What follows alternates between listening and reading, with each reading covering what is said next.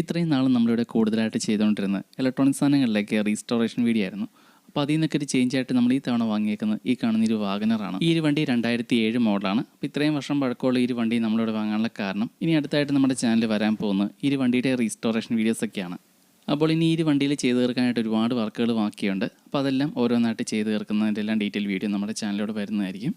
അതുപോലെ ഈ ഒരു വണ്ടി മേടിക്കാനുള്ള രണ്ടാമത്തെ കാരണം എനിക്ക് 4 വീലർ ഓടിക്കാൻ അറിയില്ലായിരുന്നു.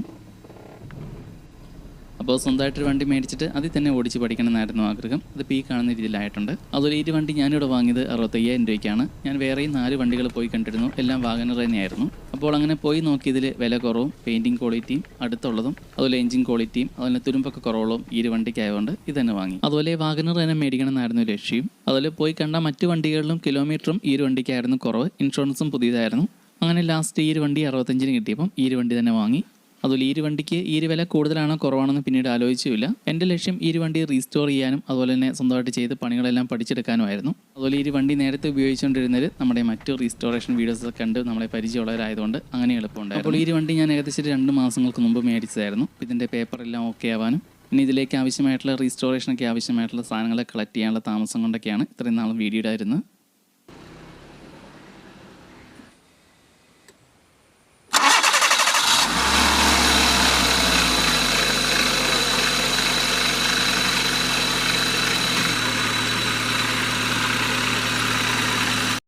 അപ്പോൾ ഇനി ഈ ഒരു വണ്ടിയിൽ നമുക്കിവിടെ ചെയ്ത് തീർക്കാനുള്ള വർക്കുകൾ ഇതിൻ്റെ ഫ്രണ്ടിൽ 2 LED ഫോഗ് ലാമ്പ് ആഡ് ചെയ്തിട്ടുണ്ട്. അപ്പോൾ ഈ രണ്ടും വർക്കിംഗ് അല്ല.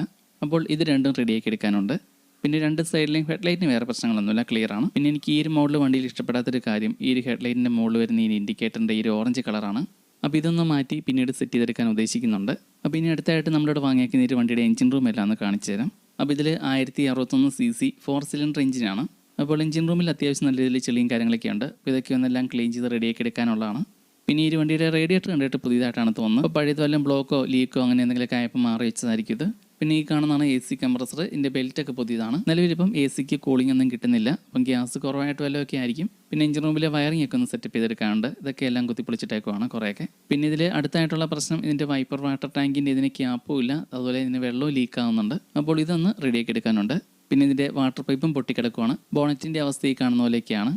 ഫുള്ളായിട്ട് പൊടിയും കരിയൊക്കെ പിടിച്ചേക്കുവാണ്. അതുപോലെ എഞ്ചിൻ റൂമും അതുപോലെയൊക്കെ തന്നെയാണ്. അപ്പോൾ ഇതും എല്ലാം നമുക്കൊന്ന് ക്ലീൻ ചെയ്ത് റീപെയിൻറ്റ് ചെയ്തെടുക്കാനുള്ളതാണ്. അപ്പോൾ ഇതിൻ്റെ ഫ്രണ്ടിലെ അവസ്ഥ ഈ കാണുന്ന പോലെയൊക്കെയാണ്. അപ്പോൾ ഇതെല്ലാം നമുക്ക് ക്ലീൻ ചെയ്ത് റെഡിയാക്കി എടുക്കാനുള്ളതാണ്. എഞ്ചിൻ റൂം ക്ലീൻ ചെയ്യാനുള്ള ലിക്വിഡ് എല്ലാം മേടിച്ച് വെച്ചിട്ടുണ്ട്. അപ്പോൾ ഇത് അടുത്തൊരു വീഡിയോയിൽ ഉപയോഗിച്ച് കാണിച്ചു തരാം. ഇനി ഈ ഒരു വണ്ടിയുടെ ഉൾവശം കാണിച്ചു തരാം.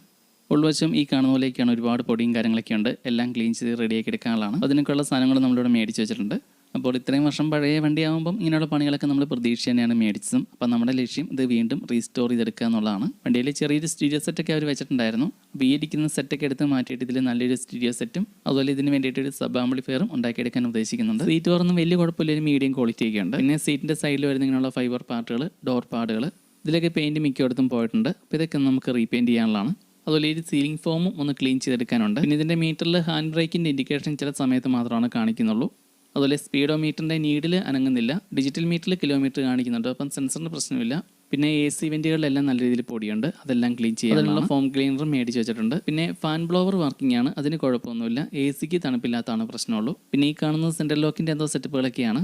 ഒരു LED ഉണ്ട്, ഒരു പുഷ് ഓൺ സ്വിച്ച് ഉണ്ട്. റിമോട്ടിൽ പ്രസ് ചെയ്താലും ഈ ഒരു ഇൻഡിക്കേറ്റർ വർക്ക് ചെയ്യുന്നല്ലാതെ ഡോർ ലോക്ക് ആവില്ല. അപ്പം നമുക്കിതും റെഡിയാക്കി എടുക്കാനുള്ളതാണ്. അതുപോലെ ഈ റിമോട്ടിൻ്റെ കവറും നല്ല രീതിയിൽ മുഷിഞ്ഞാണ്. അപ്പോൾ ഇങ്ങനെയുള്ള റിമോട്ടുകളുടെ കവർ തന്നെയായിട്ട് മേടിക്കാൻ കിട്ടും. അപ്പോൾ ഇതിൻ്റെ ഈ പഴയ കവർ മാറി പുതിയ കവർ ഇടുന്നതിൻ്റെ വീഡിയോ പിന്നീട് ചെയ്യാം. പിന്നെ ഈ കാണുന്ന ഈ സ്വിച്ച് ഹെഡ്ലൈറ്റിൻ്റെ പോയിന്റ് അഡ്ജസ്റ്റ് ചെയ്യാൻ വേണ്ടിയിട്ടുള്ളതാണ്. പിന്നെ ഇത് ഫോഗ് ലാമ്പിൻ്റെ സ്വിച്ചാണ്, ഇത് വർക്കിംഗ് അല്ല. എക്സ്ട്രാ ഈ വണ്ടിയിൽ ചെയ്തേക്കുന്ന വയറിങ്ങിൻ്റെ വയറുകളാണ് കാണുന്നതൊക്കെ. അപ്പോൾ ഇതെല്ലാം നമുക്ക് അടിച്ച് റെഡിയാക്കി എടുക്കാനുള്ളതാണ്.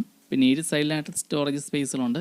ഇതിലേക്ക് കാണുന്ന സാധനങ്ങളൊക്കെ വണ്ടി നേരത്തെ ഉപയോഗിച്ചായിട്ടാണ്, എടുക്കാൻ മറന്നു പോയതായിരിക്കണം. പിന്നെ ഇതിൽ സ്പീക്കർ പിടിപ്പിക്കാനായിട്ട് ഈ ഫ്രണ്ടിൽ 2 സൈഡിലായിട്ടാണ്. അപ്പോൾ നിലവിൽ ഇതിൽ രണ്ടിലും സ്പീക്കറൊന്നും വെച്ചിട്ടില്ല. ഇതിൽ നമുക്ക് സ്പീക്കർ പിടിപ്പിക്കാനുണ്ട്. അതുപോലെ തന്നെ ഈ സീലിങ്ങിനുള്ള ഈ ലൈറ്റ് ഇതും ക്ലീൻ ചെയ്ത് റെഡിയാക്കി ഇതിലെ ഫിലമെൻറ്റ് ബൾബ് മാറ്റിയിട്ട് LED ആക്കി മാറ്റാനുണ്ട്. പിന്നെ ഈ കാണുന്ന ഈ പെർഫ്യൂമും ഈ ഒരു വണ്ടിയിലുണ്ടായിരുന്നതാണ്. പിന്നെ ഈ കാണുന്ന ഈ പെഡലുകളിലെല്ലാം മുകളിൽ നല്ല രീതിയിൽ പൊടിയും കാര്യങ്ങളൊക്കെ ഉണ്ട്. അപ്പോൾ ഇതെല്ലാം ക്ലീൻ ചെയ്തെടുക്കാനുള്ളതാണ്. പിന്നെ സീറ്റ് ബെൽറ്റ് ഫ്രണ്ടിൽ 2 സൈഡിലും മാത്രമേ ഉള്ളൂ, ബാക്കിലില്ല. അത് റെഡിയാക്കാനുണ്ട്. അതുപോലെ ഇപ്പോൾ ഈ വണ്ടിയുടെ നിലവിൽ ഹാൻഡ് ബ്രേക്ക് വർക്കിംഗ് അല്ല. അപ്പോൾ ഇത് റെഡിയാക്കി എടുക്കാനുണ്ട്. അതുപോലെ ഗിയർ ലിവറിൻ്റെ ഇവിടെ എല്ലാം പൊടിയും കാര്യങ്ങളുണ്ട്. അതെല്ലാം റെഡിയാക്കി എടുക്കാനുള്ളതാണ്. പിന്നെ ബാക്കിൽ ഈ ഒരു ഡോറ് അകത്തുനിന്ന് തുറക്കാൻ പറ്റില്ല, പുറത്തുനിന്ന് മാത്രമാണ് തുറക്കാൻ പറ്റുള്ളൂ. അപ്പോൾ ഇത് റെഡിയാക്കാനുണ്ട്. പിന്നെ അടുത്തായിട്ട് ഈ ഒരു സീറ്റിന് നല്ല രീതിയിൽ ഇളക്കമുണ്ട്. ഇതിൻ്റെ അടിവശം തുരുമ്പുണ്ട്, അതുകൊണ്ടാണ്. അപ്പോൾ ഇങ്ങനെയുള്ള പഴയ മോഡൽ വണ്ടികളൊക്കെ എടുക്കുമ്പോൾ ഇങ്ങനെയുള്ള പണികളൊക്കെ മുന്നിൽ കണ്ടുകൊണ്ട് വേണം എടുക്കാൻ. ഞാൻ അങ്ങനെ കരുതി തന്നെയാണ് എടുത്തേക്കുന്നത്. അപ്പോൾ ഇതൊക്കെ നമുക്ക് വളരെ കുറഞ്ഞ ചിലവിൽ ഇതെല്ലാം റെഡിയാക്കി എടുക്കാനും പറ്റുന്നതാണ്. അപ്പോൾ ഇതിൻ്റെ എല്ലാം ഡീറ്റെയിൽ വീഡിയോ ഉടനെ തന്നെ നമ്മുടെ ചാനലിൽ വരുന്നതായിരിക്കും.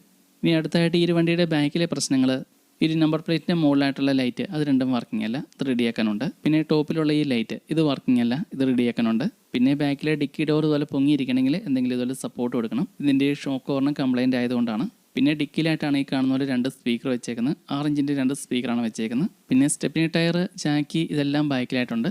അപ്പോൾ നമ്മളിവിടെ വാങ്ങിയേക്കുന്ന ഈ വണ്ടിയുടെ അവസ്ഥ ഈ കാണുന്ന പോലെയൊക്കെയാണ്. ഇതിനെ ഓരോന്നായിട്ട് നമുക്ക് പരിഹരിച്ചെടുക്കാനുള്ളതാണ്. അപ്പോൾ ഇതിൻ്റെ എല്ലാം വീഡിയോ നമ്മുടെ ചാനലിൽ ഓരോന്നായിട്ട് വരും. അതുപോലെ നമ്മുടെ ഈ വീഡിയോ കാണുന്ന ആർക്കെങ്കിലും എന്തെങ്കിലും നിർദ്ദേശം ഉണ്ടെങ്കിൽ അതും കമൻറ്റ് ചെയ്യാം. അതെല്ലാം ഉൾക്കൊള്ളിച്ചായിരിക്കും ഇനിയുള്ള വീഡിയോസ് വരുന്നത്. അപ്പോൾ നമ്മുടെ ഈ ഫസ്റ്റ് വീഡിയോ തന്നെ ഇതിൻ്റെ ഒരു ഫോഗ് ലാമ്പും കൂടി ഒന്ന് വർക്ക് ചെയ്ത് കാണിക്കാമെന്ന് കരുതി ഇതിൻ്റെ ഫ്രണ്ട് ബമ്പർ നമ്മൾ അടിച്ചെടുത്തിട്ടുണ്ട്. അപ്പോൾ ഈ ഒരു ഫോഗ് ലാമ്പ് നിലവിൽ വർക്ക് ചെയ്യാണ്ടിരുന്നതിൻ്റെ കാര്യം ഇതിൻ്റെ ഒരു വയറിങ്ങൊക്കെ കട്ടായി കിടക്കുമായിരുന്നു. ഒരു വയർ സ്ലീവ് പോലും ഉപയോഗിക്കാതെ ഈ കാണുന്ന രീതിയിൽ ഓപ്പൺ ആയിട്ടായിരുന്നു ഇത് ചെയ്തിട്ടേക്കുന്നത്. ചില ഇലക്ട്രിക്കൽ വർക്ക്ഷോപ്പുകാരൊക്കെ പെട്ടെന്ന് പണി തീർക്കാനായിട്ട് ഇതുപോലെയൊക്കെ ചെയ്ത് കൊടുക്കുമ്പോഴാണ് വണ്ടികളിൽ ഷോർട്ട് സർക്യൂട്ടൊക്കെ ഉണ്ടായി ഓരോ അപകടങ്ങളൊക്കെ ഉണ്ടാകുന്നത്. അതുപോലെ നിലവിലിപ്പം ഇതിൻ്റെ ഒരു ഫോഗ് ലാമ്പിൻ്റെ കണക്ഷൻ എടുത്തേക്കുന്നത് ഇതിൻ്റെ പാർക്ക് ലാമ്പിൻ്റെ കണക്ഷനിൽ നിന്ന് തന്നെയാണ്. ഇപ്പോൾ വാഹനങ്ങളിലൊക്കെ എന്തെങ്കിലുമൊക്കെ പുതിയതായിട്ട് ആഡ് ചെയ്യുന്ന സമയത്ത് പ്രത്യേകം ശ്രദ്ധിക്കണം ഇതിൻ്റെ വയറിംഗ് ഒക്കെ. അപ്പോൾ ഇതിൽ എക്സ്ട്രാ ആയിട്ട് ചെയ്തേക്കുന്ന ഈ വയറിംഗ് എല്ലാം ഞാനിവിടെ കട്ട് ചെയ്ത് ഒഴിവാക്കുവാണ്. നമ്മളിതൊന്നും ഉപയോഗിക്കുന്നില്ല. അപ്പോൾ ഇനി അടുത്തായിട്ട് നമുക്ക് ഈ 2 LED ഫോഗ് ലാമ്പ് അടിച്ചൊന്ന് ചെക്ക് ചെയ്ത് നോക്കണം. അങ്ങനെ ഇപ്പോൾ നമ്മളിതിൻ്റെ ഒരു പഴയ വയറിംഗ് എല്ലാം കട്ട് ചെയ്ത് ഒഴിവാക്കിയിട്ടുണ്ട്. ഈ 2 ലൈറ്റും അഴിച്ചെടുത്തിട്ടുണ്ട്. അതുപോലെ നമ്മുടെ ഫ്രണ്ട് ഇത്രയും അഴിച്ച സ്ഥിതിക്ക് ഇതിൻ്റെ ഫ്രണ്ടിൽ ഇത്രയും ചെളിയും തുരുമ്പൊക്കെ ഉള്ളതുകൊണ്ട് നമ്മളിതെല്ലാം ഒന്ന് ക്ലീൻ ചെയ്ത് പെയിൻറ്റ് അടിച്ച് സെറ്റ് ചെയ്ത് കഴിഞ്ഞിട്ടാണ് ലൈറ്റ് പിടിപ്പിക്കുന്നുള്ളൂ. ഈ ഒരു AC കണ്ടൻസറിലൊക്കെ നല്ല രീതിയിൽ പൊടിയും ചെളിയൊക്കെ ഉണ്ട്. അപ്പോൾ നമുക്കിതെല്ലാം ഒന്ന് കഴുകി ക്ലീൻ ചെയ്തെടുക്കാം.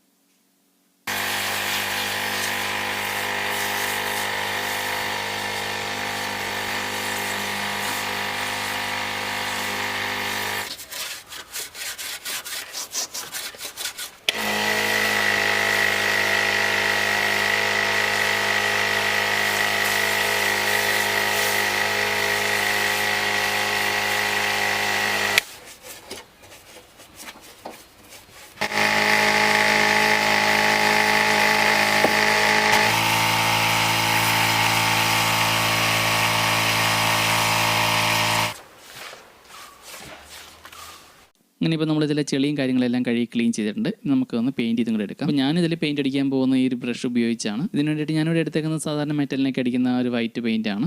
50 ml ബോട്ടിലിന് 71 രൂപയാണ് ആയത്. അപ്പോൾ നമുക്കിനി ബാക്കിയും കൂടെ പെയിൻറ്റ് ചെയ്തെടുക്കാം.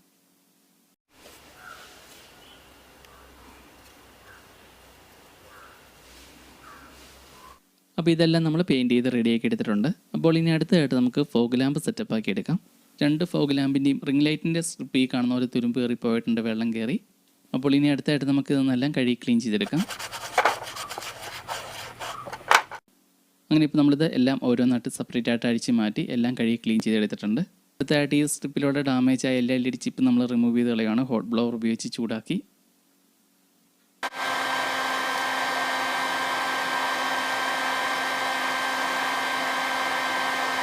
ഇനി അടുത്തായിട്ട് ഈ ഒരു റിംഗ് സ്ട്രിപ്പിലേക്ക് നമുക്ക് ഈ ട്യൂബ് ലൈറ്റിൻ്റെ സ്ട്രിപ്പിലുള്ള LED ചിപ്പ് എടുത്ത് വെച്ചാൽ മതി. അപ്പോൾ ഇതിൻ്റെ എല്ലാത്തിൻ്റെയും ഡീറ്റെയിൽസ് ഉൾപ്പെടുത്തുമ്പോൾ വീഡിയോയ്ക്ക് ഒരുപാട് സമയമാവും. അതുകൊണ്ട് നമ്മളിതെല്ലാം കൂടെ കാണിച്ച് ബോറടിപ്പിക്കുന്നില്ല. അങ്ങനെ ഇപ്പോൾ ഞാനിവിടെ ഈ ഒരു കംപ്ലൈൻ്റ് ആയ 2 LED റിംഗ് സ്ട്രിപ്പും റെഡിയാക്കി എടുത്തിട്ടുണ്ട്.